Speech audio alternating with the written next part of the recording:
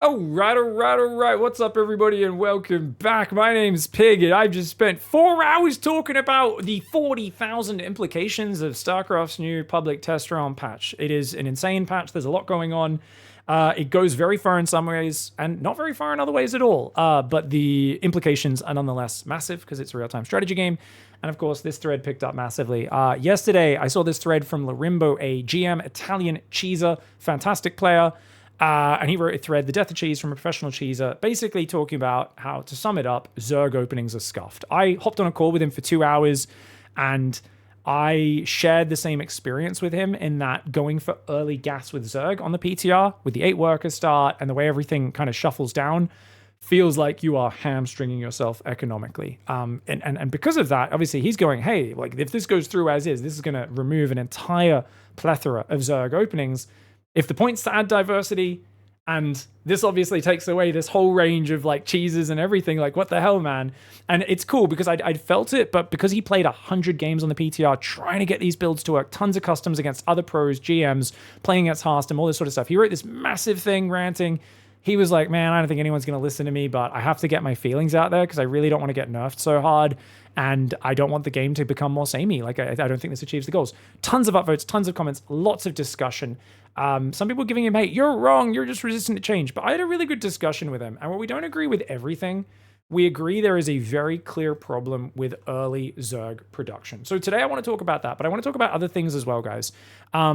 So we've got feedback 2nd June. What needs to change with fundamental issues? I'm delivering this live on stream. I've got 2 friends on call with me who are high-level Terran and Protoss players. Well, I guess they both play all races at GM level, but they're mostly a Protoss and a Terran. We're going to go through a ton of stuff. We've spent 4 hours on stream so far today with the audience live in chat, tons of people dropping by, and we're all kind of talking and discussing some of the things that I think desperately need to change for this sort of series of changes to move in a direction where it may get to a playable state that's actually feasible, as well as a bunch of things that this patch just isn't touching and ignoring that I think are so necessary and also relatively uncontroversial that most people in StarCraft will just go, hey, this is amazing. Let's do this. Okay, so first things, guys, this main death of Zerg cheese. There's an early game Zerg problem. Basically, we spent a lot of time analyzing this, watching replays, trying games. There's a lack of lava and a weak start for Zerg with 8 workers. So the way we're going to address this and suggest is we're going to suggest some things around boosting Zerg lava, maybe boosting macro mechanics of each race so that when Zerg goes for a pool before a hatchery, getting an earlier queen gives more of a benefit. Right now, the 175 mineral queen is it's absolute murder. For only 3 lava, it takes forever to pop out, pops very few lava. It's really, really weak.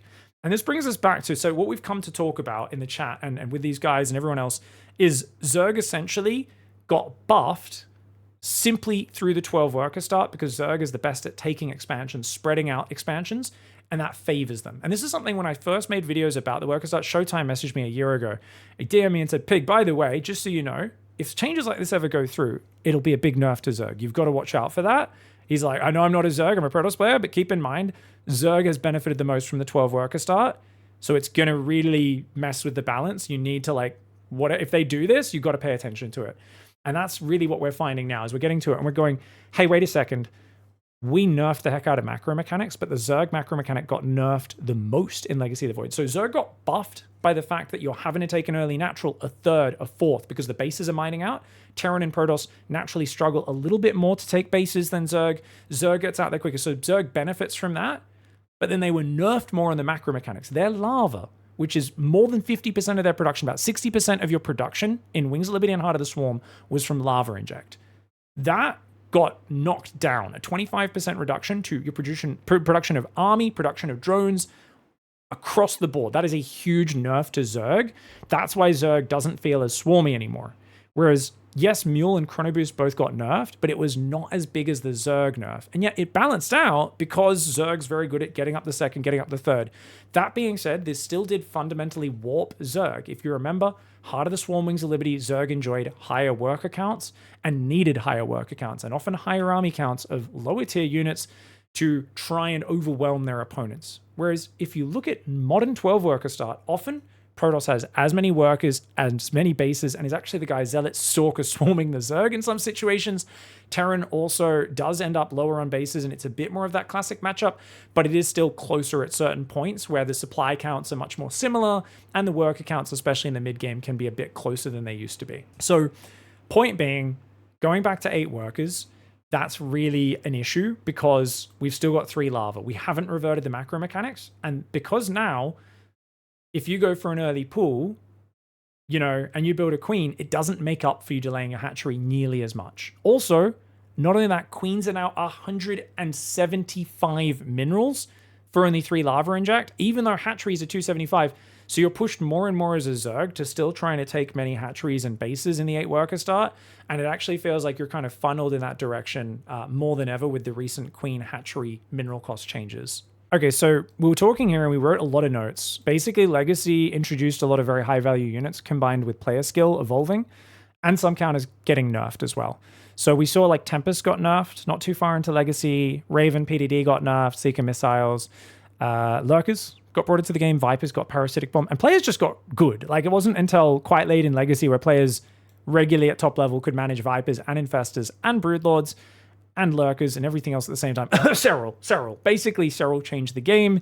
Other players have also gotten very good at it as well. So as a result, it's kind of fascinating because you've got, I think if you took a Heart of the Swarm Zerg, plop them into the modern game, if they don't win early, they're probably just going to get absolutely annihilated in late game, right? And even then, most pros these days do struggle in late game if the Terran gets enough planetaries and ghosts up, or if there's like, you know, enough Tempests and Storm and that sort of stuff.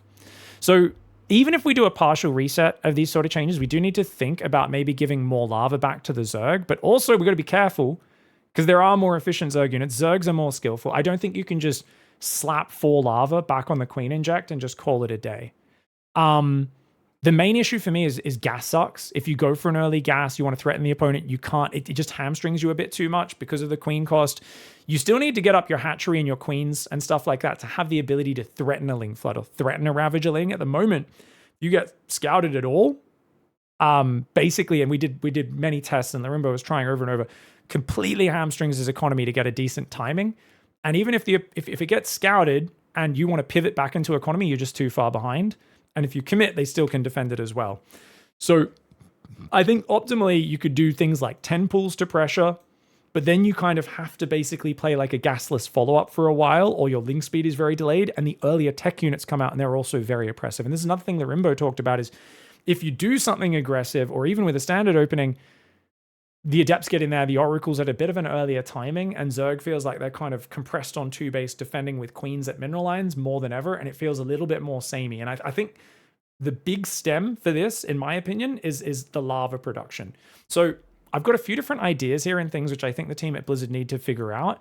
I do not know what the exact answer is, and I want more people to talk about this in the comments and people to discuss, and I want other pros and smart people like Lambo to discuss all these things, because I think if we combine our efforts, we can come up with good responses, but I do not have the answers in this video, so I apologize. This is going to be an unsatisfying video. If you want very easy answers, hopefully in a day or two, I can drop a video that's a bit clearer. Basically, option 1, rebuff all macro mechanics to Heart of the Swarm level. So rebuffing macro mechanics encourages you to get your pool, your queen, or your racks, your orbital before expansion, because then you get that extra benefit of the increased mule mining or the increased lava inject. Problem: the Protoss macro mechanic Nexus is on the Nexus. It's Chrono Boost. It is tied to expanding faster. So if you buff all 3 macro mechanics, well, that encourages Protoss to fast expand and the other 2 races to not fast expand. Is that okay? I don't think so. It feels like it kind of goes in the opposite direction for Protoss, you know, where it's like, hey, don't you want to encourage them to tech up quicker? So you might want to do something like the Nexus doesn't start actually gathering energy for Chronos, or Chrono is like grayed out or whatever until your Cybercore finishes or your Gateway finishes, and it makes Chrono kind of line up with those other upgrades. This is something I'd like to seek feedback on. Do you think this is good, bad, why? And I really want, especially all the high-level players, to weigh in on this. I've got Boanan on call with me. I've got Greenout on call with me. Boanan, first of all, do you have any thoughts on us putting this in? Is this crazy? Am I stupid? I think this actually will be a nice change. I do think the fact that the Nexus starts accumulating instantly will have a bigger and bigger impact if you decrease the worker count more and more. A very extreme case of 1 worker start would make Protoss insane, because by the time you get back to even 8 workers who already have over 100 chrono boost energy, while the other races get nothing. And that's why, like, even a few people were saying, even if we don't do something like this, assuming the warp gate stuff ends up being balanced to a similar level to the live game, you should make the Nexus at least start with 0 energy right now, even if you don't touch the macro mechanics, just so it lines up with the delayed queens and the delayed orbital command center, which I think is fair criticism as well. So I think that's pretty fair. So I think that's option 1. Greener, did you have any thoughts on that? I kind of disagree with what Boan says, but yeah, I think going back kind of like Heart of the Swarm chrono could also just be an option if we get rid of energy overcharge, but I feel like that's a lot of testing, and I don't really have like a great answer for that. So fair call.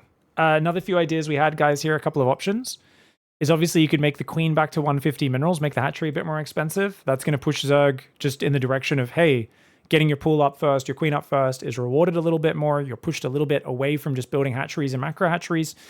Up to you. You could also instead just reduce the queen build time a little bit here. Is totally fine.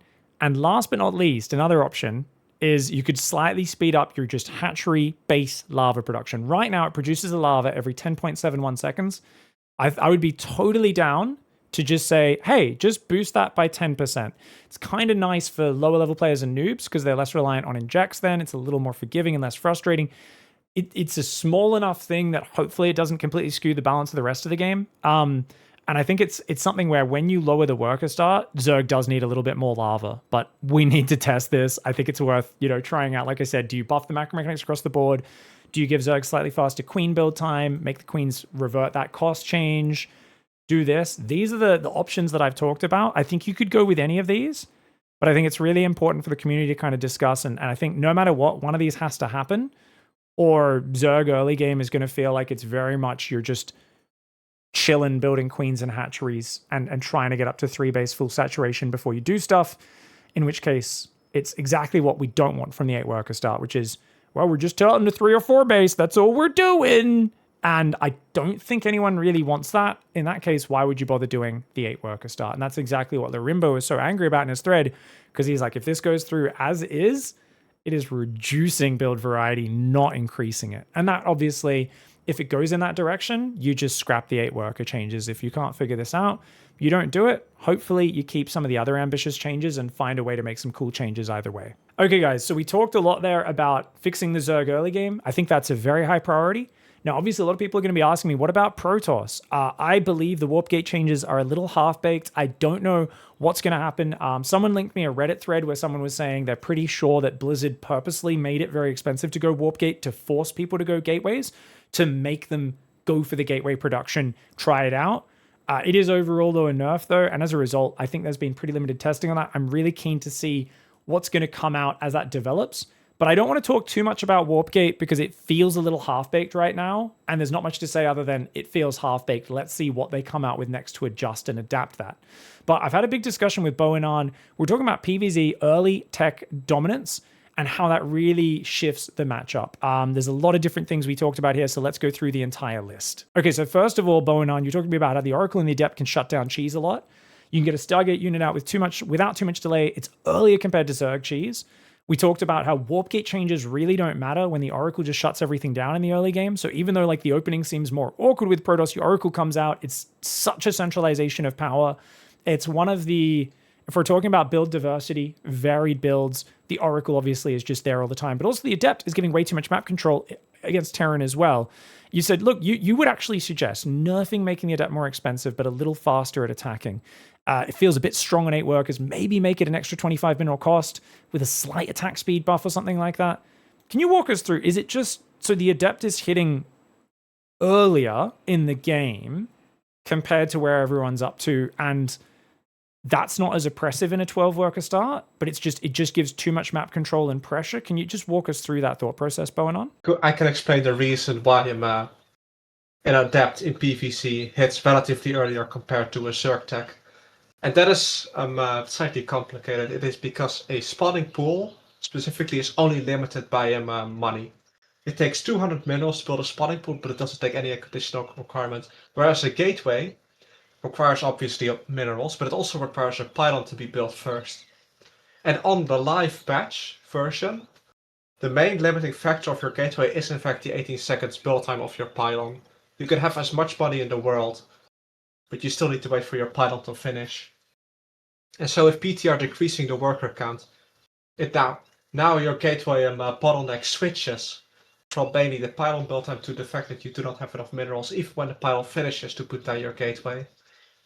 So your gateway timing is slowed down, but it is slowed down less than the comparative timing for the Zerg spawning pool, because on live it was already hitting an upper limit of how fast it could be that is now no longer reached. This is Okay, also then a so- cascading effect, because in order to get an adept you need a cybercore, for which you need a gate, and the same holds true for getting the Stargate. So all of those come in relatively earlier compared to where the Zerg tech will be at. That is why And- they feel more oppressive on this patch. Great explanation. So thank you for summing that up. This also reminds us of one other change we forgot to talk about with the minerals there for the Zerg start is you can make the spawning pool cost less as well. At the moment, the spawning pool is like prohibitively expensive for the way the openings are. So you can make it 100, 150 minerals, because remember, you have to sacrifice a drone to build that spawning pool as well, which really matters. And just one last point on the Zerg start that I forgot to mention explicitly. Remember that because you start with 12 workers in live game, but you start with 3 lava, Zerg can very quickly spend that 3 lava to build 3 drones a lot quicker than Terran and Protoss. Terran and Protoss have to build 1 worker at a time because of the way, if you start with more income, you only start with 50 minerals. You can build 1 drone at the start. With 12 workers, you get the next 50 minerals quicker, 50% quicker, and then the next 50 minerals 50% quicker. So it allows you to actually get more of a boost, the 3 lava start off 12 workers than off 8. So that's something there's like a bunch of different factors here. It's not just me being Zerg biased, guys. Like I've played all sides of the matchups at this point, and 100% the Zerg start feels a little janky, and that is one of the reasons why. Interesting from Response. Response says, well, actually, Harstem says the Oracle seems to come out so late. Wasn't he complaining about that yesterday? I'm kind of confused. And Heaven says, well, your initial gas mining is so awesome, PTR. Any sort of tech build is just bad for Protoss. Response says, that's not been my experience at all. I love that we've got GM players already like debating, figuring things out, because we are both learning a lot, but we are also like very new, and we are going to all be misanalyzing things inevitably. I will say some wrong things in this video, which we'll have to correct later as well, but hopefully we can try and zone in on being as correct as possible. Okay, so you're suggesting maybe nerfing the Adept a little bit, as it's a unit that was kind of designed in the 12 worker meta and is maybe just a bit too strong when we go onto a lower economy start. Now, there's another suggestion, energy recharge removal. A bunch of people have told me this doesn't fix the Oracle being great. The Oracle's still great. It's still probably the best opening. It's just a little less dominant if you take away energy recharge. It reduces your ability to defend your third, where like defending from a Ling Bane all in or a Ravager Ling all in, you can still defend with Oracles. But if it's like very edge case where Lings are in your base and 2 mineral lines, you just don't quite have as much unlimited energy. On the other hand, it is a nerf, and as always, if you nerf a lot of things, you do need to add some sort of thing. You can't, we're removing Warp Gate, removing energy recharge, Protoss gets nothing in return. But in general, how did you feel about this, Boanan? I've got this written here as a change which I've been really toying with.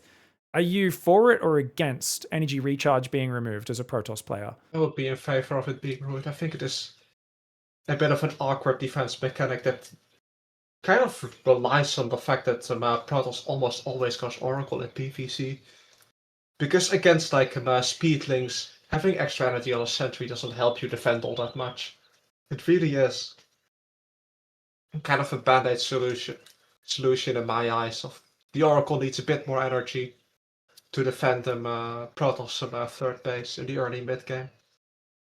Yeah, I would agree I don't with that. think it adds many interesting interactions past that. Because even later in the game, all you would use it for are Oracles and High Templar, and basically nothing else. It's so interesting because we talk about Protoss band-aids a lot with things like, well, you've got Warp Gate that's very powerful, you've got Recall to make up for lack of being able to control the map because your Warp Gate units are a little bit weaker. They're not like crazy weak. Sometimes people do over-accentuate, like Zealots are the worst unit in the game. Zealots are quite a good unit, right? They are very solid. But, you know, Stalkers have pretty bad raw DPS for their cost and that sort of thing, right? And Adepts don't scale well into the later stages. Zealots become absolute arse in frontal engagements versus Banelings or like EMPs and Widowmines later on. They kind of have to go around and harass. So, you know, Whereas sometimes like roaches or, even though they're tier 2 hydras, definitely Marines, Marauders can scale a bit more. Sometimes Protoss has an issue with scaling those gateway units like later on. The lack of mobility could really hurt without Warp Gate as well. If you remove energy recharge, you, in this fantasy situation we're talking about, you remove Warp Gate or you make it expensive and a choice that you have to invest in to get. Do you take away recall as well? So this is something I've been thinking about as we discuss all this. We think maybe this thing taking away could be a bit more elegant. And the answer I think we come to is if you do make all these changes, which you could totally do, you could redistribute strength. You could give a bunch more power to gateway units. You could absolutely make them stronger. You could make it so, yes, Protoss is rallying around the map, but like there's so many implications. If you go ahead and you make it so Warp Gate is not just always there, recall is not just something you start with for free. Think about it. How many times does a Zerg get 20 Zerglings in a base against Hero, and he just warps in some Zealots, mineral walks his probes, and he's fine or whatever, right? And you're like, oh, what the hell? You didn't get punished there as much as you did. Don't be wrong. He loses plenty of games to it as well. This has always been one of the big frustrations for players playing against a Protoss player is like, you get 6 roaches in a mineral line, they warp in 8 stalkers, and the roaches are kind of deleted. And you're like, man, shouldn't I be rewarded more for catching you out of position? Or you think you catch them out of position and they recall the army. Now, don't get me wrong, you can still punish a Protoss for not having map control, but there is kind of this funky dynamic where Protoss has less map control in quite a few situations and has all these funky mechanics to make up for it. If you take those mechanics away, you would have to give Protoss more map control and ability to fight on the map, but also you're not warping in at the front. You're rallying units out of your gateways. If you get dropped in the back, you kind of have to, oh crap, I got to run my army over. I'm going to lose my Nexus and 10 probes. Keep in mind, it's kind of funny though, because if you think about TVP, Medevac Boost got added to the game in Heart of the Swarm, so that Terran have the highest DPS tier 1 units boosting around in this insanely fast transport.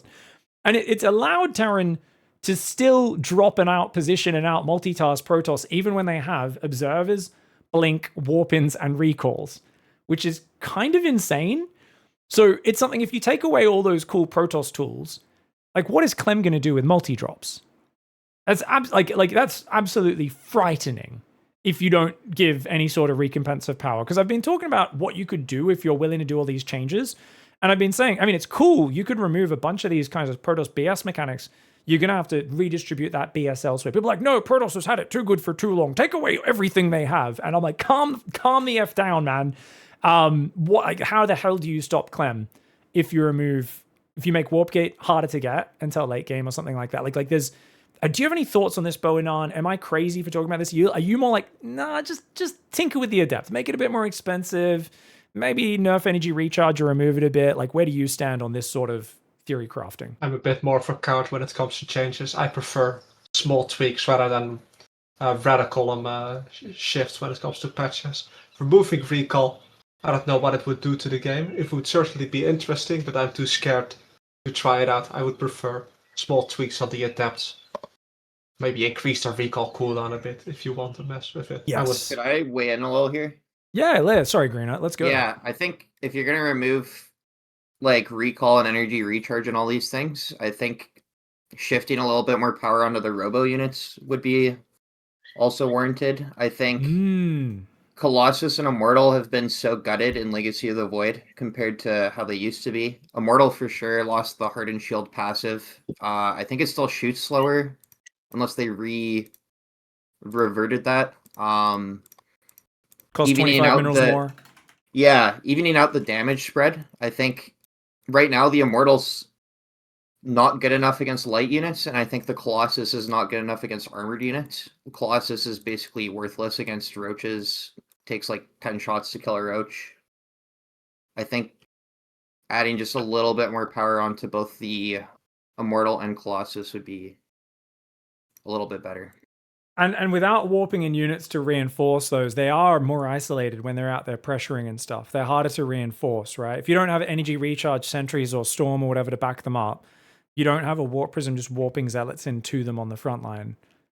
You can add these without them seeming overpowered, right? A lot of these things seeming overpowered, if we added all that back into the current game, is due to its, combining with all those other mechanics, which is really interesting. So Yeah, I think this is actually a really cool thought process as well. And we're going to talk later about remove the nerfs and a lot of nerfs we could remove. And we could definitely add these as potential things to add into that list as well, of how we can bring back a lot of fun strategies and all that sort of stuff. So back to Bo and Nan, you had a dream list with 8 workers. You said Cannon Rush is a bit too weak right now in PvP, so you're kind of struggling with it. You were thinking maybe we should put 6 light patches and 2 heavy mineral patches. That kind of touches on the mineral-based distribution. I guess we should just give a very quick analysis of that. For those who don't know, they've changed it from, it was 1800, 900, as we talk about down here actually as well. It was 1800, 900 on the mineral patches in each base, and they've changed it to 1600, 1200. Some people are worried, myself included, that it might be a bit too rewarding for Turtley players. I think especially the 2500 gas per base up from 2250. It's gone from 2250 to 2500. I think that's too much. I'm not a fan of the 2250 there going to 2500. I think there's already too much gas and that creates a bit of awkwardness. But you were saying like, hey, maybe we can make it even more jagged. If you're going to have so many minerals on the light patches, at least have them mine out a bit more brutally or something like that. It could be a cool way to balance it out, because at the moment we don't want players to turtle on 3 base. Keep in mind, anyone who doesn't know, I had initially suggested 1500 minerals for all the patches in the main to kind of split the difference. Your main doesn't run out as fast. Similar overall minerals, a bit higher, but not too crazy. And every other base stays the same at 1800, 900. Now, that can be hard to implement because currently all the maps have a heavy and a light patch on each of them. So it's kind of hard to get it going. But I think overall, there's a lot you can do with that. And we're going to have to do its own follow-up video about the mineral and gas patches in more detail. That deserves its own video. I think that's something for now. I'm happy to keep testing 1600, 1200, gather more experience, organize my thoughts, but we'll follow up on that in a little bit. So summary of your experience so far that I wrote here, Bo and Nan, from our earlier discussion, is you think tech comes in a bit too early. It's a bit too impactful in the PTR.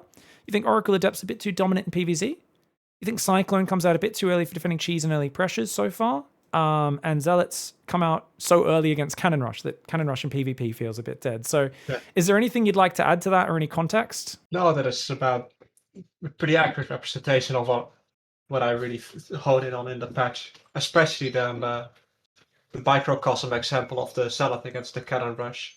The Zealot coming in earlier relative to the amount of minerals that you have to Cannon Rush, or affording 3 pylons to wall on the cannon, and the cannon itself takes so much longer that the Zealot becomes such a damage much earlier. And the chat asking why would we cater to cannon rushers anyway? I don't know. Maybe the community doesn't want to. That would be fine as well. I think that's a bit of a rabbit warren we can get into on another day. I got to keep this one on track, though. I think it's a valid discussion, Hoop. All right, so thank you so much for that. We then talked with Greenert a bunch here. The reason we want to talk with Greenert, guys, is Greenert has made a mod. You guys know I've promoted it a bit. I've played on a bunch because it does a bunch of crazy changes. It's clearly inspired both Blizzard's last patch with a few of the changes there where they were clearly heavily inspired from it, as well as this patch as well. And me and Greenert just had a big chat. That was kind of the last thing we did before deciding to wrap this up in this summary video we're doing now after 4 hours of discussion. Basically said, look, the mineral patches, if you want all the patches to be 1800, but then every other base still 1800, 900. It can work. My suggested mineral patches, you'd have to go 1800 in the main, which means it does last a really long time. The downside would be old maps won't work until people manually go and edit and re-upload every single old map. So if you want to do my mineral formation, Greenert's pointed out, you would need to, and Avex and a few other map makers in the chat have said, you would basically invalidate all the old maps. They actually went through manually and re-uploaded every single old map with adjusted minerals in the editor. That was when Blizzard had a StarCraft team. They did that at the start of Legacy of the Void. We doubt they'd do that today. So it's up to everyone if it's worth breaking the old maps or waiting for someone to go through and edit each one manually, which I don't think anyone's going to do, in order to do my mineral change, which is why we'll have to discuss those mineral changes more later. So back to Greenert's points. Basically, Greenert said, look, I've got 1600 and 1400 on the mineral patches in my base. There's a 1600, 1200 plus 2500 gas. And Greenert was saying, look, I'm not sure why there's so much gas compared to minerals. Feels awkward. We had that whole discussion. Echoes my thoughts that we just went over. What's more important, though, is there's a lot of changes that happened, but there's compensatory changes where there's like 3 or 4 changes that fit together for Greenert And Greener, you feel like a lot of the changes, they've kind of just grabbed one change and not the others, like decreasing carapace cost for Zerg, but then not doing the same for shields. That's your main complaint is a series of things like this where you feel like maybe there's a lack of cohesion where they're not fully understanding why you're making these changes and they're not quite balancing them, yeah? Yeah, I think the main ones is definitely shields should be reduced if carapace is also. We're gonna go over the ghost ones later. The storm changes as well from the last patch. They took my storm and then didn't like add the context in as well. And also I forgot the observer change. So the observer when it sieges and uncloaks is on my mod only because the observer is dirt cheap, 25 and you can build them out of the Nexus. So they kind of took that and kind of forgot about the rest of that. So it makes more sense on your mod because it's cheaper and builds from Nexus. So yes. it doesn't block robo production. Yes. Because I remember when they buffed the pylon site radius, they're like, well, Protoss kind of has the weakest. Zerg has creep and overlords. Terran's got sensor towers and can send spotter marines. And Protoss' cheapest units to send out is zealots or make pylons. And I'm like, well, let's just make observers dirt cheap. You can siege them wherever, and then they'll be uncloaked. So if they die, it's not like a huge investment. But Blizzard's kind of like, okay, well, we'll just make the observer uncloak when it sieges, but keep everything else basically. And observers are still like pretty expensive, right? Like 25-75. So didn't think I'm going to come in as Artosis over here and say that's punishment for not knowing how to use control groups and F2ing.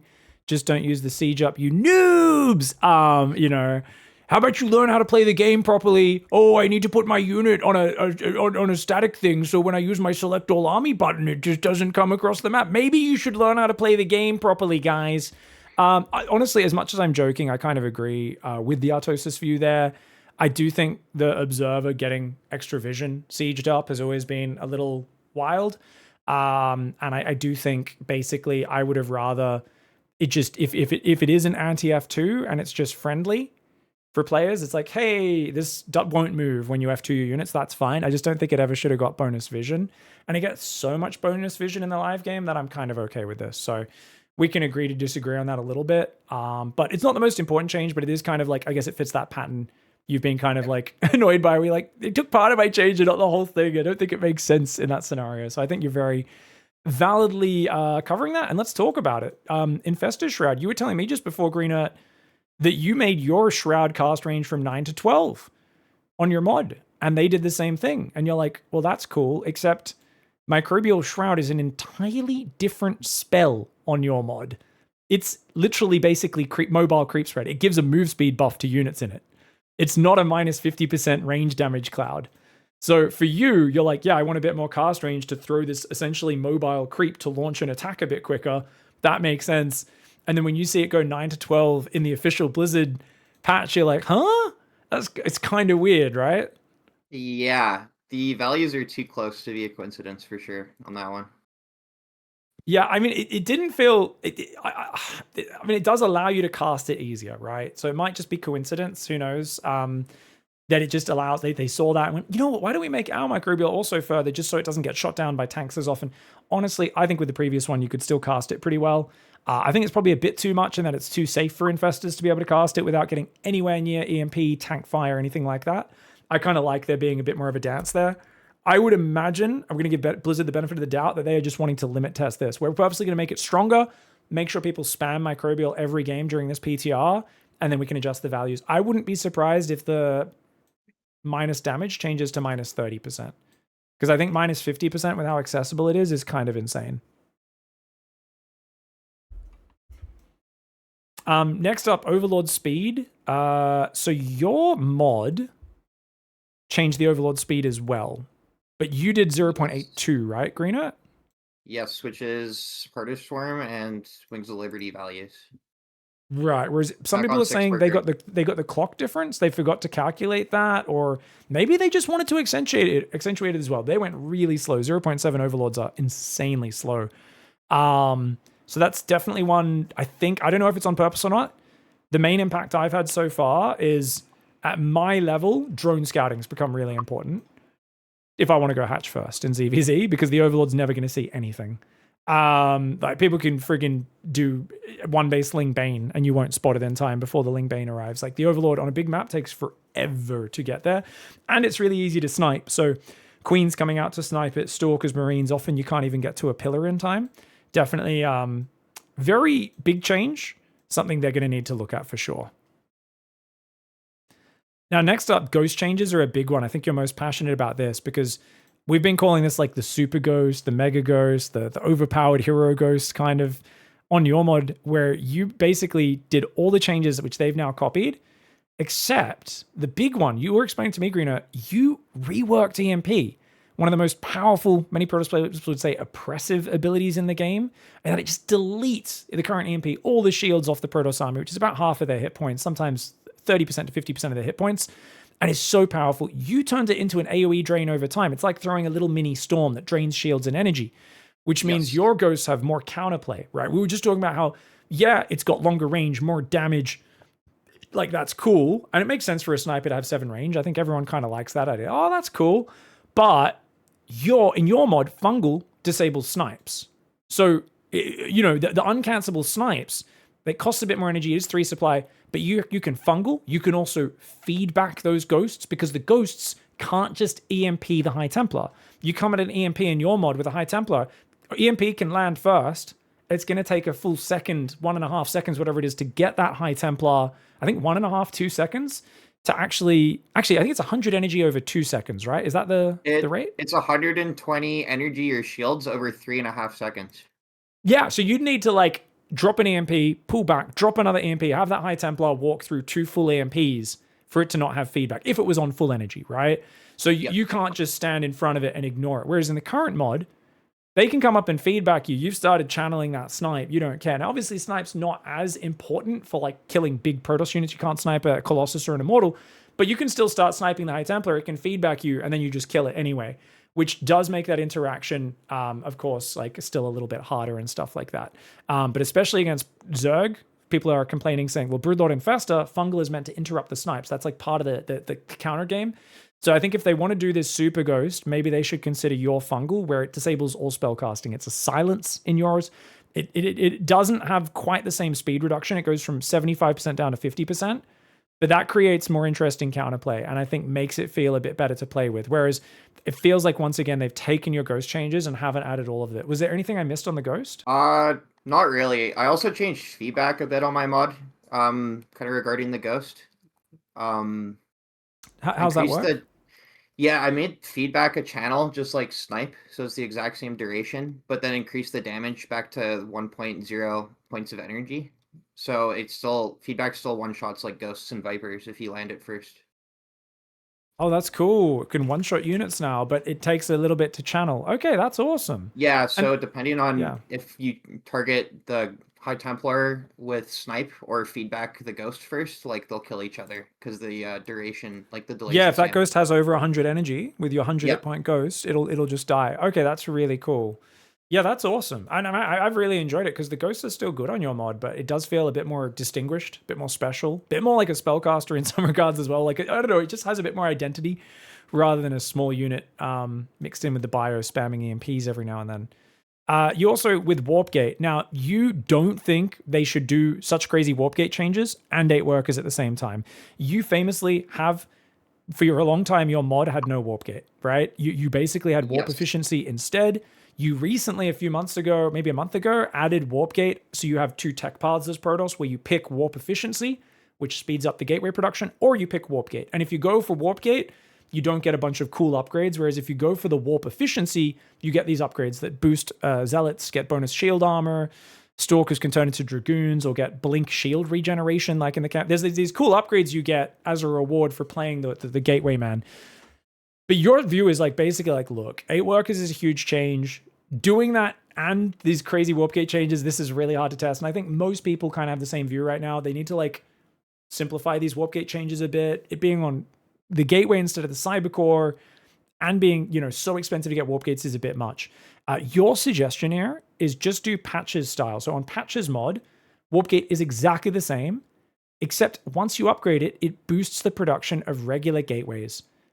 So there's no downside. Warp gates still transform as normal, but there's a toggle. You can select a toggle on your Nexus to turn off automatic warp gate transformation, and you can leave them in gateway mode, and that way they get a 15% faster production than warp gate.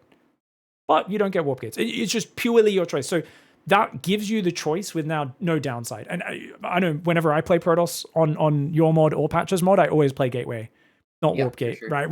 There will be people, it might only be 10% of the Protoss, but 10% of us will absolutely play with that. We'll say, hey, it's a 15% production increase. We like the different and the role play of it and the way it feels. Like, we'll play with that without the downside, and it allows us to focus a bit more on the 8 workers and how that interacts with everything else. And I think that's a fair call. There is a lot going on at once in this. Luckily, it's on PTR. We'll see how it goes. But yeah, they might be better off just limiting the scope. Yeah, I guess kind of to add on to that, I wouldn't even mind if it's like a 20% increase. Like, you get 4 regular warp gateways, and it produces at the same efficiency as like 5 warp gates. I think that would be all right too. And then also kind of just like scrap all the gateway time values they added on the PTR, because I think they just kind of picked numbers that like round into like nice whole numbers, but I don't think they really need to do that. Yeah, I'm not the biggest fan of that. They wanted it to be 35% exactly, it looked like, but I think that could mess with the balance a little bit as well, if you look at their official post, yeah.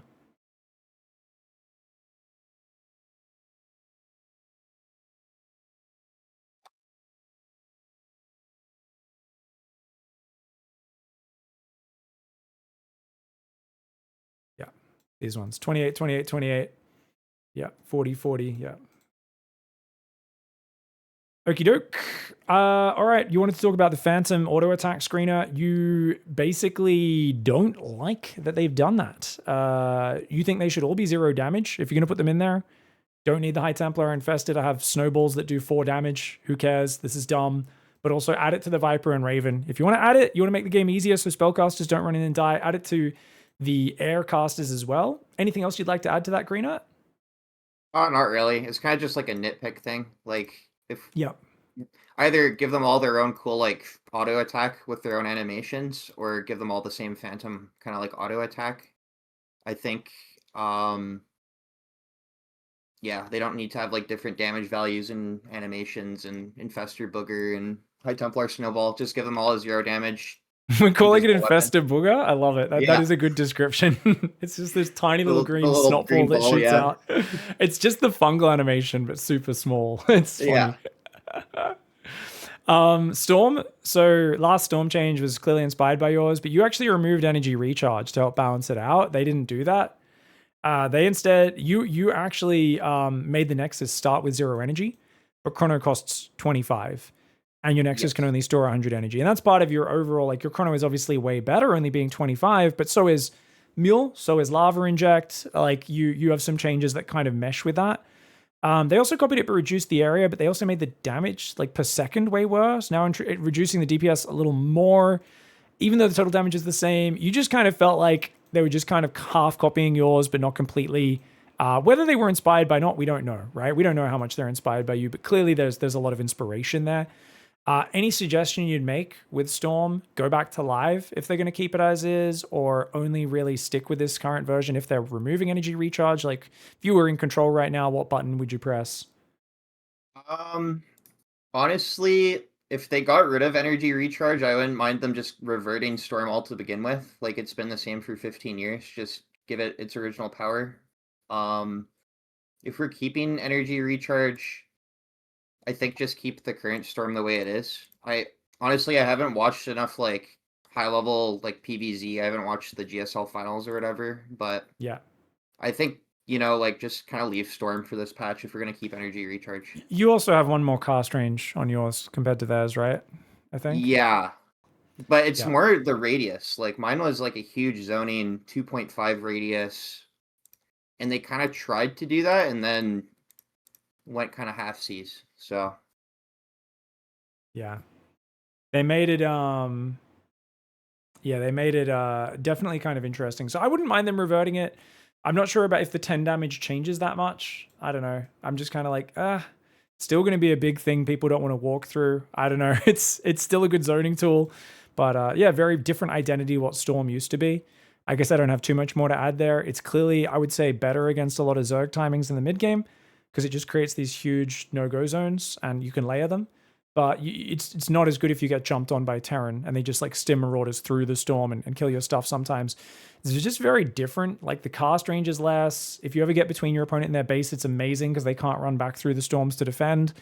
But you can't do the same sort of ambush on their army, like, you know, storm drop, zealot charge, and like annihilate units the way you used to. So it's a very mixed bag. I think the storm's better in some situations, worse in others. And I'm very agnostic, I guess, about it. I've adapted to the new storm. If they changed it back to the old storm that it was for 15 years, I wouldn't blink an eye. I'd be like, cool, I can kill stuff with this quickly again. I don't have the gigantic base-sized size storm anymore to zone armies out, but I can just kill stuff with it. Okay, that's cool. Like, both are fine with me, man. Observer, Uncloaked Observer revealing itself. We talked about that just before.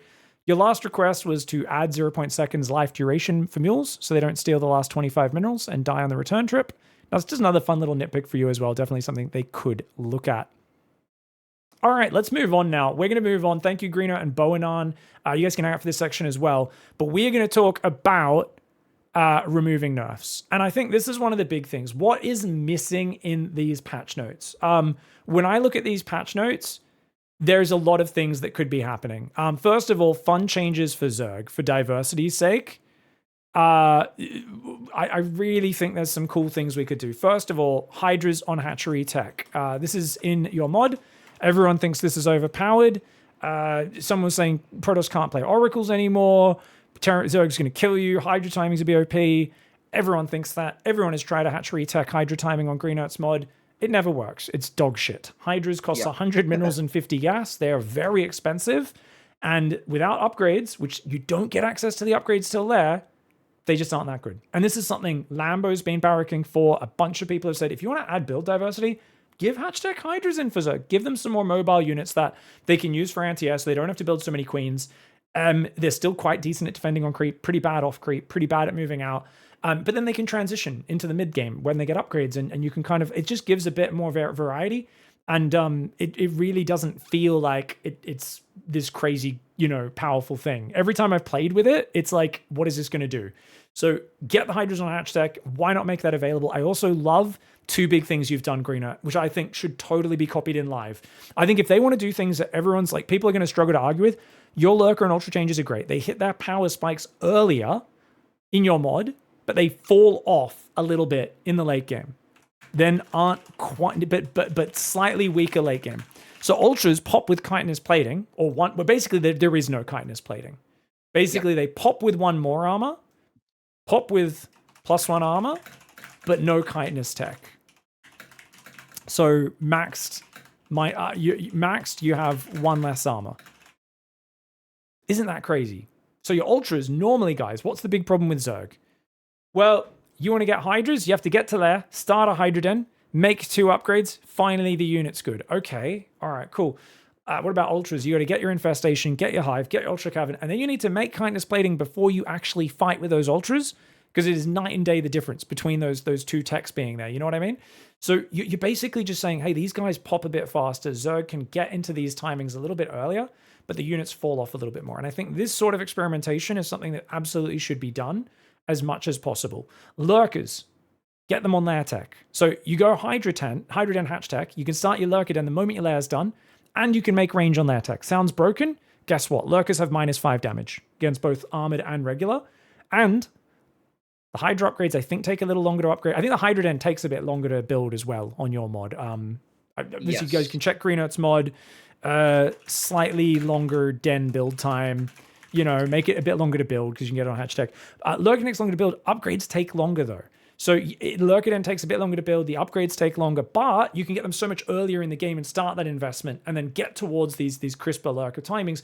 The Lurkers aren't as oppressive when you've got 20 Lurkers buffed, but it's really cool. These are some cool ways you could open up tech, and then you could even nerf Zerg units. And people forget about this. You can nerf Zerg units if you do this. Same way, if you take away some Warp Gate and stuff, you can buff Protoss units. If you take away all these upgrade gating of interesting Zerg unit comps and power spikes, you could potentially nerf the units a bit more, but allow the Zerg to be a little more free-flowing with their tech switches. Obviously, it's dangerous. You've got to be careful in terms of if a Zerg can just hard swap this and that and flow too much, it can be oppressive. But I think these sort of changes would be really good for Zerg variety. Zerg is the faction that's been struggling with average Joe, GM, and pro player numbers on the ladder. So if there's ever been a crisis for Zerg, it's more than ever. I know Protoss players were depressed for a while.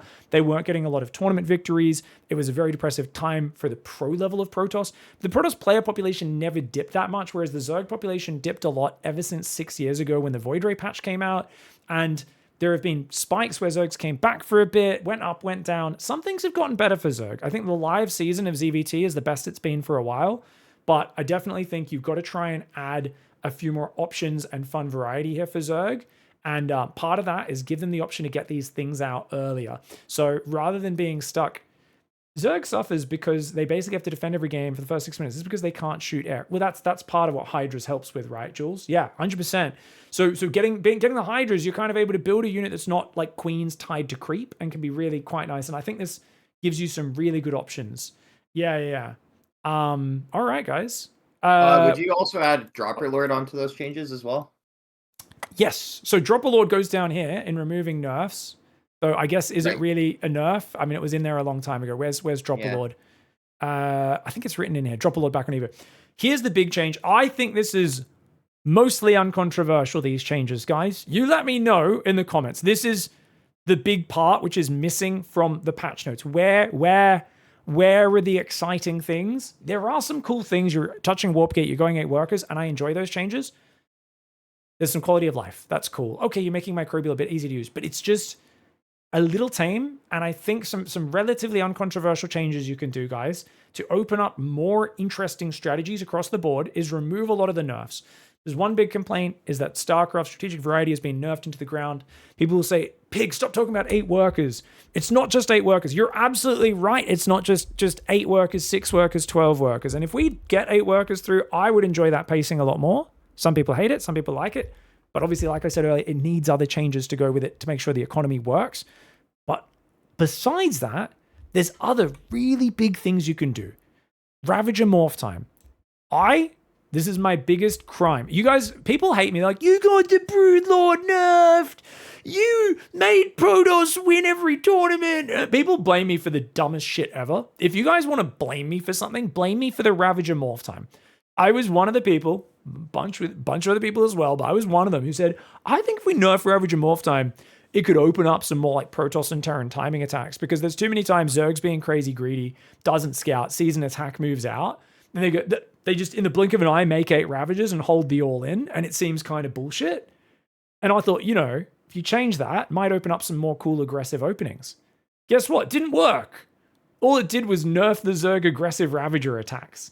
It's like a 3 or 4 second nerf on Ravager morph time. It did not help. It did not work. We nerfed a thing. It was a bad decision. Can we change it? Can we reel back the shitty nerf that didn't achieve its goal? I've been ranting about this for a few years because I feel bad that I was one of the many people who supported that change. I feel like after a year, we should have said, that didn't work. Get rid of it. Please, please, please, get rid of it. It just doesn't need to be here. Now, the rest of this is not a set list, guys. This is just, I literally just asked Twitch chat to name things, and I'm kind of okay with all of these going back. There's other things some people are big on. I don't know. You guys can add your own things to add to this list, but I think you can grab a bunch of interesting things to add in here.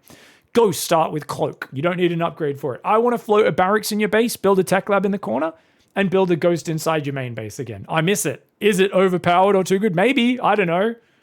Let's try it. Let's see how it goes. Battery starting with full energy everywhere. Bring back Proxy Void Ray. Everyone loves Proxy Void Ray, guys.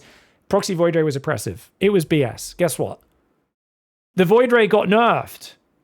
You didn't need to nerf the battery as well. Now, don't get me wrong. The problem with this is it does buff cannon rushes a bit. So that's the downside. Cannon rushes are build diversity. Proxy Void Ray are build diversity. I'm okay to let people get the full energy battery. At the moment, your battery only spawns with full energy if it's near a nexus. If it's not within a certain range of a nexus, it only gets half energy. On the PTR, this is actually broken. So it's starting with full energy anywhere. But it's not written anywhere in their notes. But I think they should let that through. even though it's not listed in their notes and it's on the PTR right now. Let it through. Let the bunker salvage again so that Terran can do proxy bunker rush and Reaper proxy on the natural and stuff of Protoss. Let's do it. Let's put the Dropper Lord back on. Evo Tech players are much better at defending these days. The maps are not your 3 bases spread across a literal mile of room to cover. You have shield batteries now as well, so it's much easier to hold Ling Floods. Dropper Lord was super broken back in the day in ZVP because shield battery didn't exist.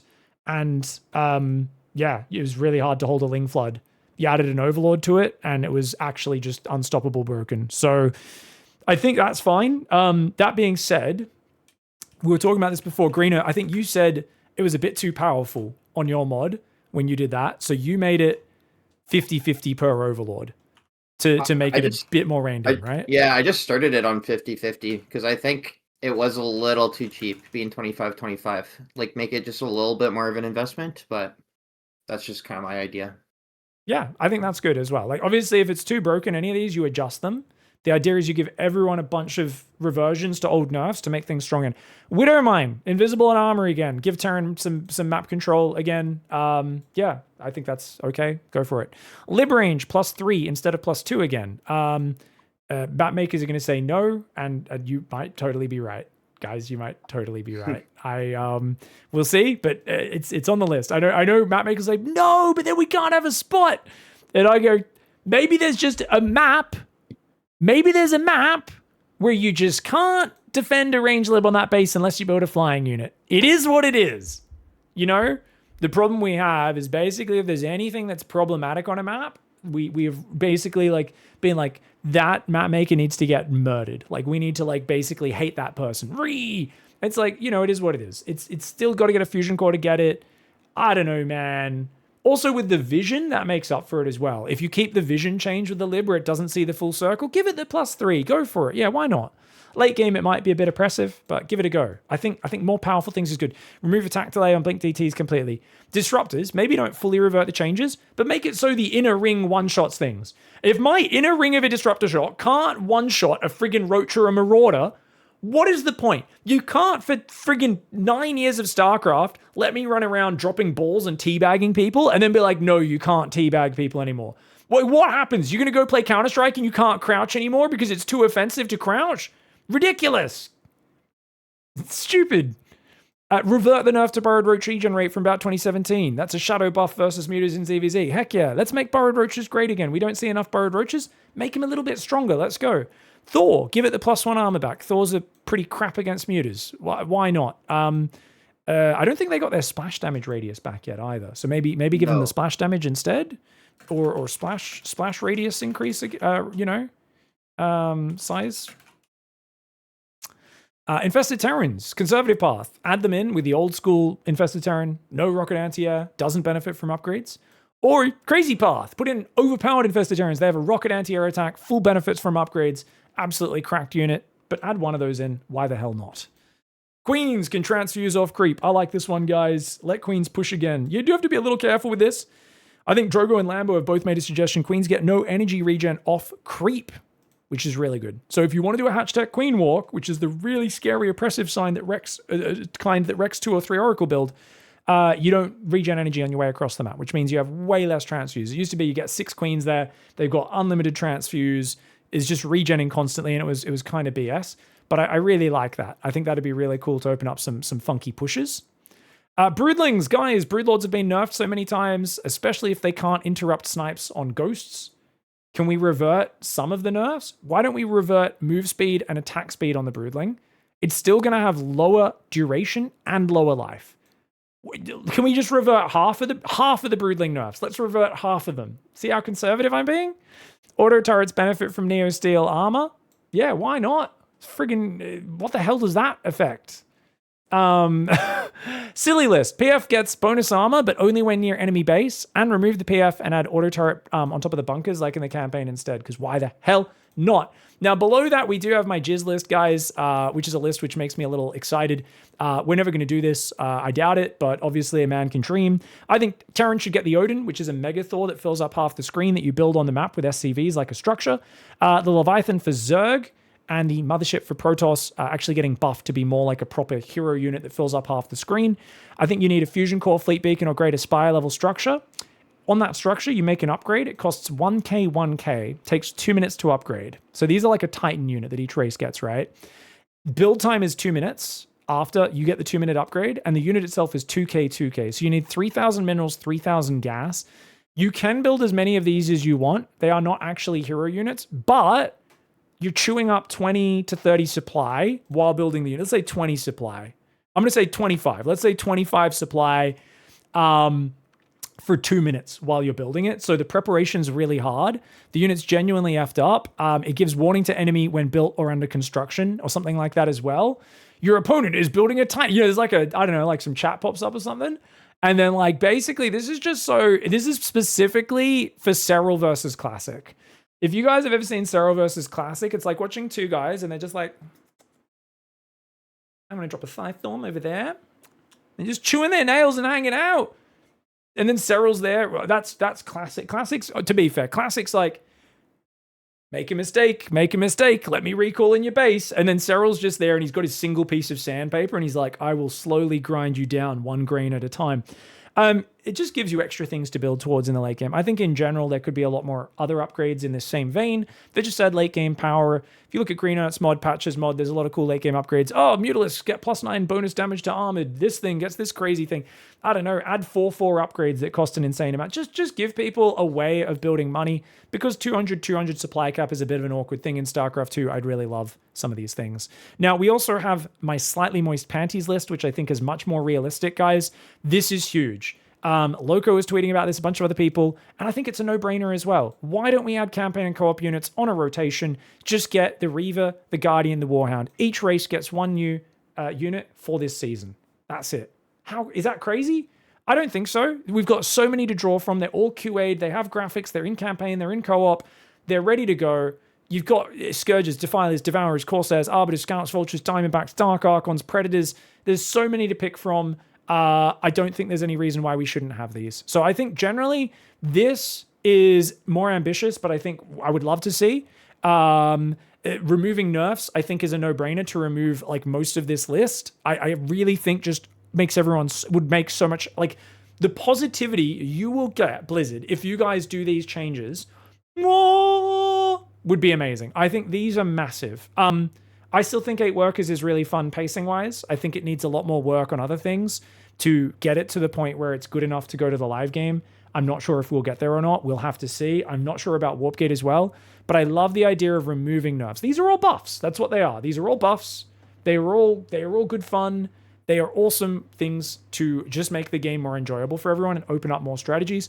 And that's the overall, I think, direction in terms of patching that StarCraft should be taking. Obviously, people will always go, but then there's just going to be bugs we'll be stuck with for 2 years. Keep in mind, guys, we're in a new era of StarCraft 2 patching where Blizzard just patches things randomly every, 8 months or so. I think it's about 8, maybe 9 months since the last one. And in the last one, unlike the previous 3 years of the Balance Council, doing a patch and then it never getting any bugs fixed until the next season, they actually fixed all the bugs on the last patch, like a week or 2 after it came out, which was shocking. So I'm not saying they're going to fix everything and balance it, but I really hope Blizzard can commit to actually doing a follow-up balance patch 1 to 3 months later would be amazing, but also fixing all the bugs before that as well. Yeah. Hey, Pig, I don't want to play Cutcraft 2. Buff everything, baby. As long as my things get better, their things get better too. Yeah, some people were saying like Hellbats should get stronger and stuff as well. Make it so they one-shot Zerglings again. Yeah, maybe. Why not? I don't know. Let's do it. Anyways, there's a lot here. This is a very meandering video. Thank you everyone for sticking with me for an hour-long video where we just kind of talk, through so many things. But I guess there's so much to talk about, and I really appreciate Blizzard for taking the time to actually do such big changes. I think there's more they can do. I want to both pressure them to do more. I want to be clear about what really needs an eye on it right now. The mineral count, we'll do a follow-up video on sometime in the next few days once I get some more info about those mineral counts. Is it problematic? Is it fine? Is it fun? But right now, I think the Zerg early game does need a looking at with how it works on the 8 workers. I'm not sure which way you want to go. I think if there's one thing you take away from this, it's you need to do one of these changes. I don't know which one it is, guys. Is it make the lava production? I think it's the lava. I think what I'd push for, guys, is make hatchery lava production 10% faster by default. I think that's not overpowered. I could be wrong. I think that's the one you try. You guys let me know in the comments. I guess wrapping up, Boanan, Greener, is there anything I missed that you think are really important for Blizzard to think about, for the community to think about and pay attention to over this next few weeks of PTR? Anything, Greener, first of all, you wanted to touch on? I don't know if you went over the force field at all, but that's kind of my only other suggestion. So yeah, no, run us through it again. I love your force field suggestions. yeah, I think I'm kind of on board with doing the patches change where force fields either take 2 biles to destroy, or 1 bile kind of like reduces the timer, or just make the force fields kind of like destructible rocks and give them 500 health and kind of make them a little better against Ravager. For those who don't know, the destructible force fields were OP in Green Arts patch. They have 500 hit points. So you put it down, half your army's A-moving on it rather than fighting the enemy. He's adjusted it so it has the same attack priority as destructible rocks, so that units only attack it if you manually attack them, and it feels pretty good. You can still, when you got a big army, it just disappears instantly to units killing it. Massive units can still crush it, but it's kind of cool in that, yeah, you can focus them down and stuff, and there's a bit of counterplay, but they absolutely do create a very serious obstruction. I do like that kind of bringing the sentry back. Such a huge part of Protoss and Wings of Liberty that is not very inspiring these days, is it? So yeah, I think that's a cool suggestion. What about you, Boanan? Anything else you'd like to add? I would just like to say that the only real change we need to fix the patches to reduce the cannon build time by about 17 seconds. Yeah, I think so. I mean, that's only fair if you think about it. I think 29 is way too much. 12-second cannon build time. I mean, if you think about it, guys, the real problem with Cannon Rush is it takes 12 seconds to build a probe. Then you have to walk that probe across the map, which could take like 24 seconds. Then you got to spend like 29 seconds waiting for cannons. It's just way too hard a life for you, Boanan, as a degenerate cannon rusher, man. We gotta. He's trolling, guys. Chat. Not everyone in chat knows who Boanan is. Boanan likes his cannons. He's trolling you guys. He is absolutely aware of how silly he's being, guys. I should go with a less radical, only 7 seconds. Only 7 seconds. Yeah, you gotta tone it down a little bit, man. All right, well, thank you so much for joining me, guys, to chat about this. It feels like it's so overwhelming. I spent like all day yesterday just thinking about changes, and it's like legit hurting my head. Shout out to whoever at Blizzard is actually doing this. Please keep putting effort in. We appreciate you. I'm going to disagree with you and criticize the heck out of everything you do. I apologize in advance if I'm mean. But I do appreciate you. It comes from a place of passion and love and trying to think about even getting cohesive suggestions here. I know it's not as clean and easy to process. I'll try and hone in on simpler suggestions and tighter focus videos in future. But I figure, no doubt you guys are going to be patching the PTR a lot over the next week or two. Wanted to get just as much info out here after a few days of PTR as quickly as possible. So I hope this can help you all out at Blizzard. Thanks for watching, everyone. Let me know in the comments your thoughts. We're all having massive discussions. We'll keep covering this on and off on stream over this week. And we'll see you guys later. Goodbye and good night.